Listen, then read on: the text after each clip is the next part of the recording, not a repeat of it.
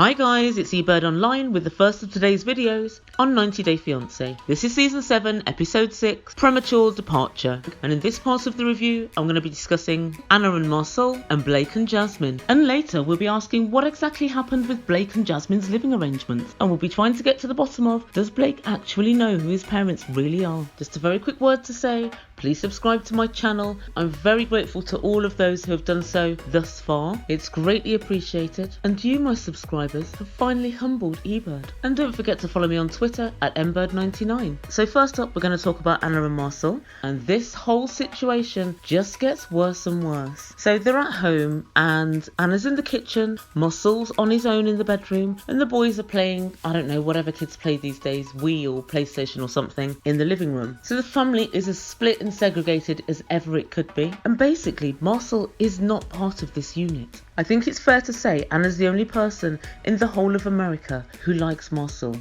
Anna tells us ever since the boys have found out that Mursel has denied their existence to his family, they've been very rude to Mursel.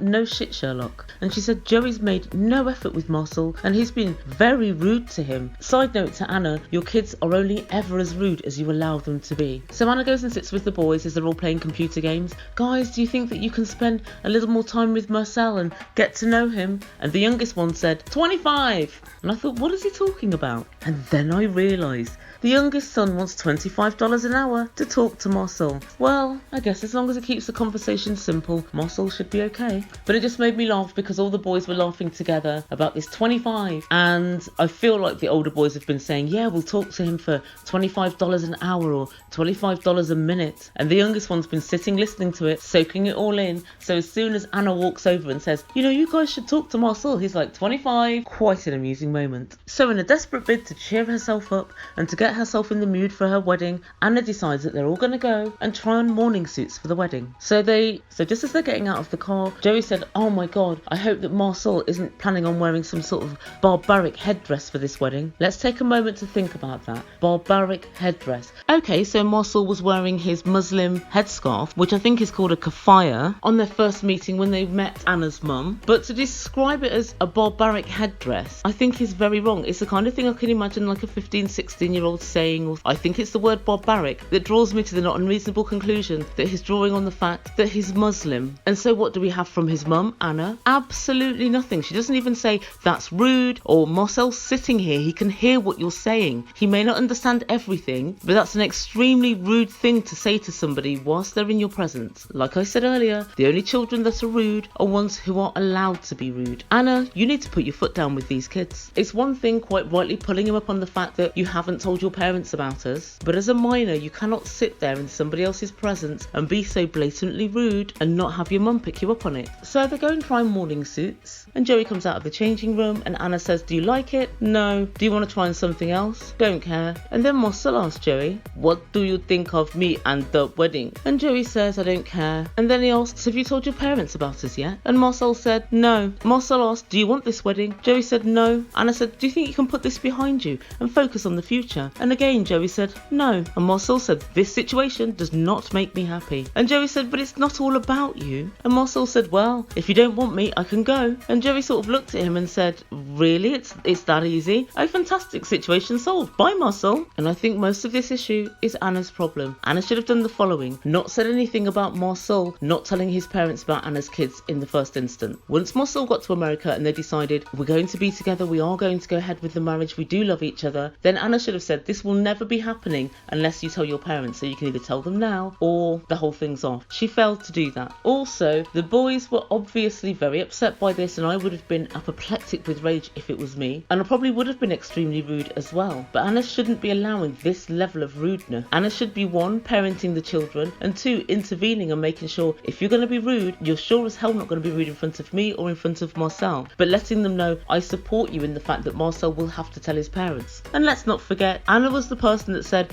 if my kids don't get along with Mursel, that will be a total deal breaker. Well, Joey and Gino do not like him. They do not get on with him. So the deal's broken then, hey Anna? No, of course not. You're just forging ahead with the wedding regardless. Anna's only looking out for what she wants to do. She isn't thinking about the boys at all. And I think I'd go so far as to say, even if Mursel had told his parents about the wedding, I would still be supporting them if they don't like him. I still don't know if I think Mursel would make a good parent anyway. Remember, he wanted rid of those boys. He wanted Anna come to Turkey and leave the boys there. Anyone that's stupid enough to think that you're going to separate a mum from her kids probably isn't an ideal step-parent. I think Mursel is nothing but a liability. I think he's going to need lifelong care and round-the-clock supervision. Such is the level of his idiocy. Anna's given herself a lifelong task because she will discover, like I've been saying since day dot, and once he does start to speak American, Anna will discover the idiot in her midst. So guys, what do you think? Do you think that Joey is right to be rude to Mursel? Do you think that Anna should be parenting him more? And do you think Mursel even really cares about these kids? I just get a real coldness from him, and I think he just doesn't really care about what the kids feel or if they're happy or trying to interact with them. Doesn't even make any effort to try and interact with the youngest, which I think would be the easiest way in. There's just no effort on his part. Anna stands in the middle of the two parties saying, I wish you'd get along, but she's putting nothing in place to try and make them get along or to address any concerns either party has. Mursel's concerned because the boys are being rude to him to his face. She's failed to address it with the boys. The boys are concerned because Mursel hasn't told his parents. Again, she's failed to address this adequately with Mursel. It seems to me Anna's as good at parenting as she is beekeeping. So guys, let me know in comments what you think. And next up, we're going to talk about Jasmine and Blake. Blake and Jasmine, the happy couple, are moving into his parents' apartment. So basically his parents have just purchased a new home and they'll be moving very soon, and Blake and Jasmine are going to live with the parents until the house sale goes through, and then they'll be living in the apartment on their own. Blake's explaining this situation to producers and Jasmine can barely stifle her boredom, but she does so just long enough to pipe up, I hope it's not too long.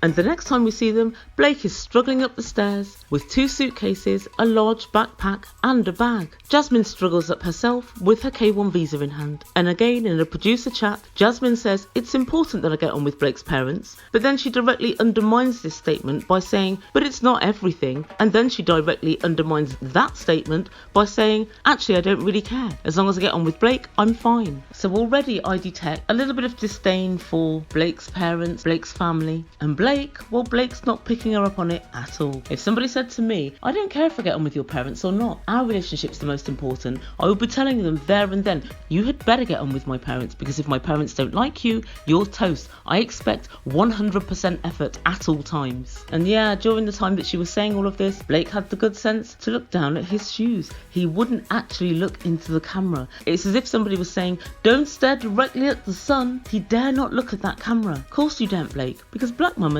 ain't no joke. As for Jasmine, well, of course she couldn't care less about Blake's parents. She couldn't care less about Blake. Now quiet please, she's concentrating on eating. So they enter the apartment and it's quite small. As they're walking through, Jasmine comments that she wants to get rid of all this crap and get all her own stuff in. Well, she didn't say it in so many words, but that's what she meant. And as they neared the kitchen, Blake introduced Jasmine to his mum. They gave each other a warm hug. Well, it wasn't exactly warm, and in fact, it's quite hard to describe it as a hug. It was so cold, it was almost as if Mama Blake was kryptonite, and Jasmine didn't want to touch her. It's like she knew she should hug her, but she couldn't quite bring herself to, so she managed to put her arms all around the perimeter of Mama Blake without actually physically touching her.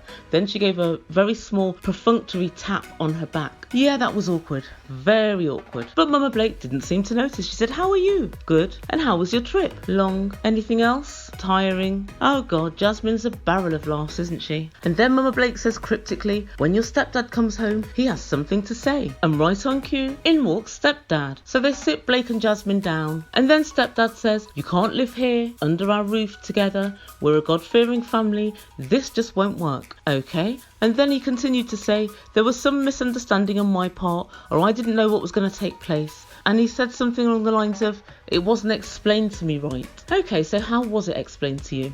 No, thought not. And then Mama says there's some sort of miscommunication with this whole situation. I wasn't aware that you were coming to live here. And they said Jasmine can be here as long as she wants until her green card comes through, Mama. But you, Blake, will have to go and stay with your brother. You're not allowed to stay here. So this was all quite strange to me. My first thought was, Blake, don't you even know your own parents? If your parents are religious, you would know they're not going to have you sleeping in the same bed in the same room. But then I thought about it more and I thought, but there must have been a conversation at some point in which Blake said, I'm inviting this girl who's now my fiance to come over and live here. And when I do, I want us to live in this house. That must have been said. When we first met Mama Blake last week, She knew that Jasmine was going to stay there then. Where did you think Blake was going to stay? Why would she think if you're a fiance to somebody that you would stay at separate addresses? It kind of makes no sense. So this is my take on what I think happened.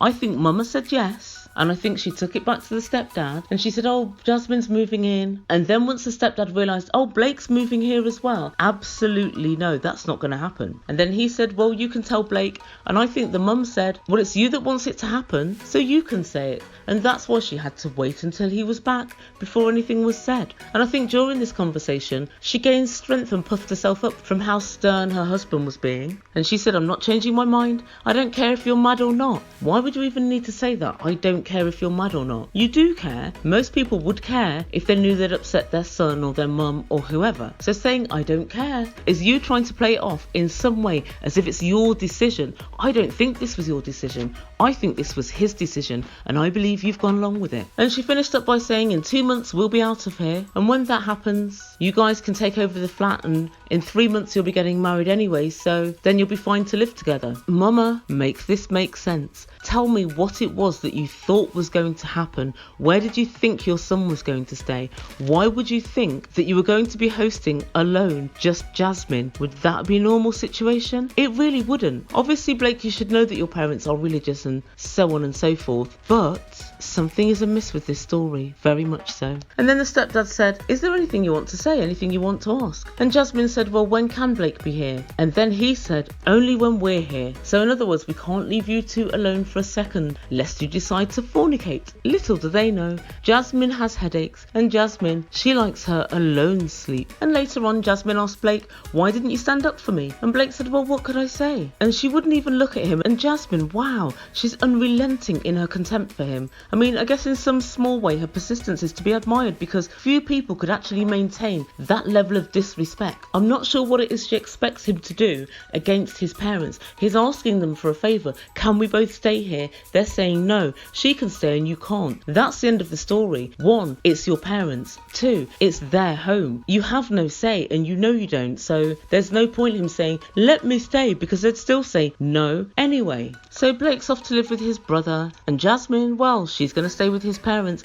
and she thinks it sucks because she doesn't really know them and she expected to be living with Blake. And Blake says it sucks that we have to spend these 90 days apart. Blake, it doesn't suck. Get a job, get an apartment. It's not difficult. And before everyone gets into my comments and says, oh, they can't afford an apartment in LA, go to somewhere cheaper. I think Jasmine would like it in Compton. Fit right in. And then Jasmine made a comment, I didn't expect to come here and have to live with strangers. And for once, finally, well done, Blake. Blake stood up for his parents and he said they're not strangers, and these people that you're referring to as strangers are going to be your family in a couple of months. And finally, Blake's picking up on her slightly contemptuous attitude. If you go to stay with a friend's parents, it doesn't have to be your partner or whatever, would you call them strangers? You just wouldn't, would you? A stranger is someone who is completely unknown to you. A stranger isn't your fiance's parents, whether or not you've met them or not. A stranger wouldn't even be your friend's parents. And I'm just hoping that this strangers comment is lost in translation. And then we had the first bit of discourse between Blake and Jasmine, and it was quite interesting because Blake was saying to Jasmine, I told you not to come at this point. I wanted you to come 2 or 3 months later, but you wanted to come now. And she said, well, I booked my ticket like 2 or 3 weeks ago. He said, it doesn't matter. You pulled the trip forward and you wanted to come immediately. So really that's very interesting to me, because if somebody's telling you my parents are moving in 2 months and we're going to have their old apartment, wait for that to happen. Don't come whilst they're still in that apartment, because it's always going to be slightly uncomfortable and there's always going to be the potential for issues or problems. If you're living with somebody that you don't know, there's always the option that they might think, oh, you're messy, or you don't tidy up after yourself, or you leave your foundation all over the bathroom sink. Why are there extensions in every corner of my apartment? Why do you drink tea out of 6 different teacups every day? Why do you eat half a yogurt and then put it back in the fridge? Is your stomach too small for a whole yogurt? Why does your room smell as if there's a dead body under the floorboards? Why are you such a biatch? Oh my god, I'm so sorry. I just lapsed into my ex-flatmate's misdeeds. They got a little carried away, but you guys get the picture. Anything could go wrong. So Jasmine, you should have heeded what Blake said, and you should have booked your ticket for 8 weeks' time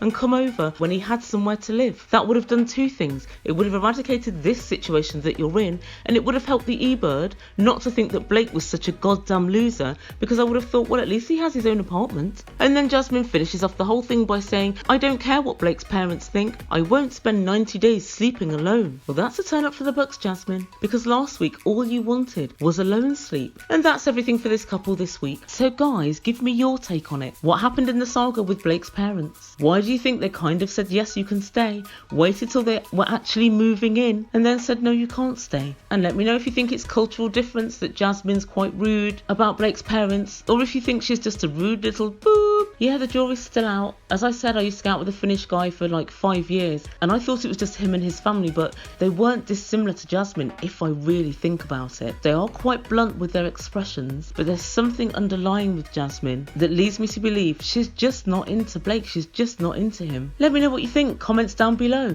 Guys, thank you so much for subscribing to my channel, but if you haven't done it, please just do it. Click that little red button and come and join my flock. Thank you so much for listening. Ciao for now.